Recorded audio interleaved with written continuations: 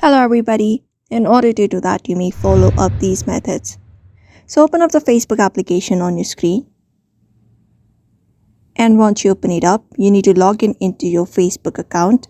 If you have not logged in, just go ahead and log in. After that, tap on the menu bar at the top right. Once you tap on menu bar, go ahead and tap on your Facebook page name and open up your Facebook page profile. Once you open it up, you should be finding Professional Dashboard, Advertise, and a 3-dot beside it. So go ahead and tap on the option 3-dot.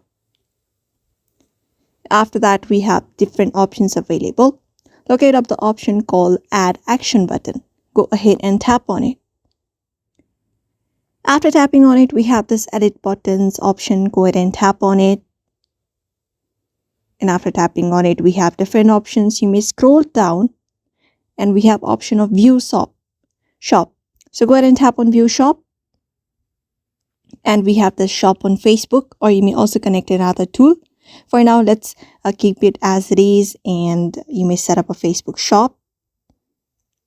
After that, get started with the method. Go ahead and get email, follow the on-screen prompts.